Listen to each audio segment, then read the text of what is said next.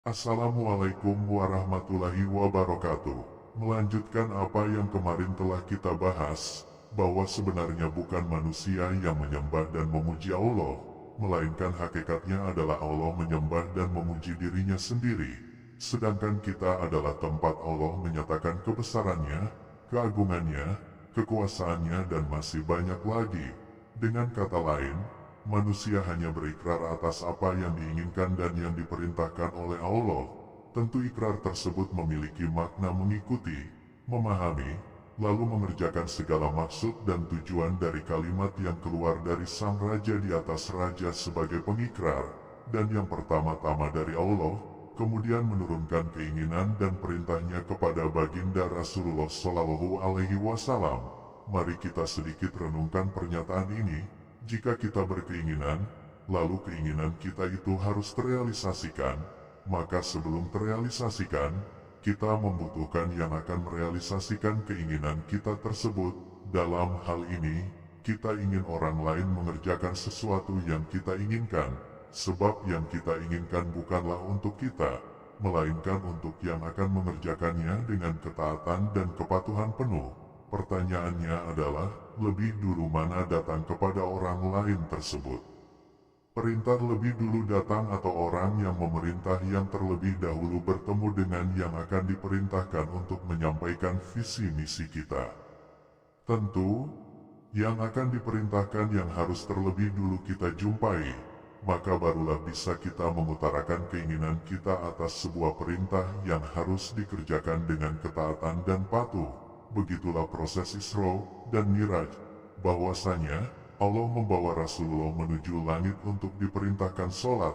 Lalu, jika kita berbicara lebih dalam dan lebih awal lagi, harus lebih dulu mana? Perkenalan atau keakraban yang tercipta. Tentu perkenalan, dari perkenalan itulah keakraban tercipta. Dari keakraban itulah tumbuh benih cinta yang luar biasa. Ini pun digambarkan oleh Allah dan Rasul-Nya, di mana Allah sebagai pencipta tentu sudah mengenal baik ciptaannya yaitu Muhammad. Lalu tanpa adanya Rasulullah yang mengenal balik sang penciptanya atau Allah dengan sedetail-detailnya, maka mustahil Rasulullah cinta, taat dan patuh sedemikian kepada Allah. Tentu dalam hal ini, Rasulullah mengenal Allah tidak sebatas namanya, tidak sebatas sifatnya, tidak sebatas kabar atau berita yang disampaikan oleh orang terdahulu, melainkan dengan jalan kegaiban atau perjalanan gaib yang dilewatinya.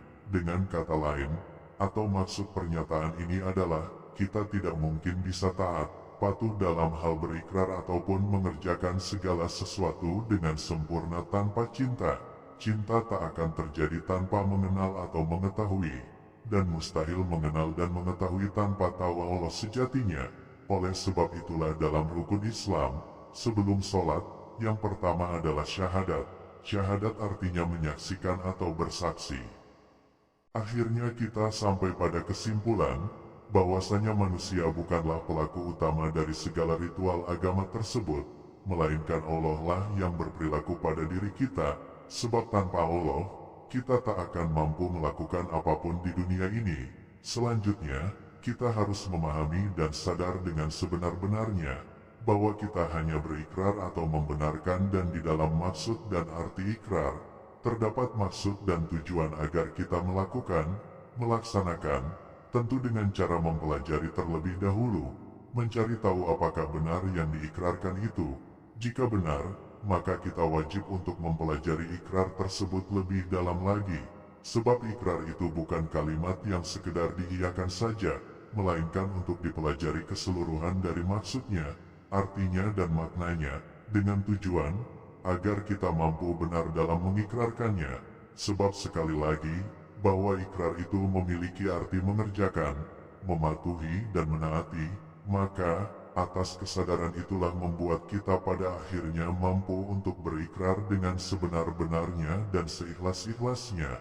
Dan yang terpenting, tujuan kita mempelajarinya adalah agar ikrar itu mampu tertanam seutuhnya, bukan sekedar ikut-ikutan dalam berikrar. Maka di sesi berikutnya, kita akan belajar bersama-sama cara atau jalan mengenal Allah, sebab insya Allah, setelah mengenal, kita akan tahu jalan menuju Allah Ta'ala. Ibarat Anda dengan kekasih, tentu mengenal sebaik-baiknya calon kekasih Anda, barulah Anda dapat menemukan cara dan jalan bertemu dengannya. Tentu ada banyak bab yang harus dipelajari dan difahami tentang mengenal Allah. Salah satu dalil yang menyatakan tentang mengenal Allah adalah men arafa nafsahu faqad arafa rabbahu, di mana untuk mengenal Allah harus mengenal diri. Banyak bab dan pengkajian dalam hal ini. Salah satu yang amat dasar adalah kita harus mengetahui dan faham. Jika ingin mengenal diri, tentu harus mengetahui sebelum diri itu ada, siapakah yang terlebih dahulu ada, lalu bagaimanakah keadaan saat diri belum tercipta, bagaimana proses semua terjadi sampai akhirnya kita tercipta, dan masih banyak lagi.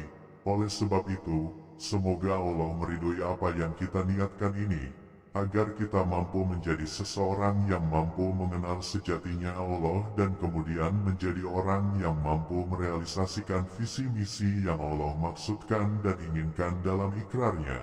Amin ya rabbal alamin. Assalamualaikum warahmatullahi wabarakatuh.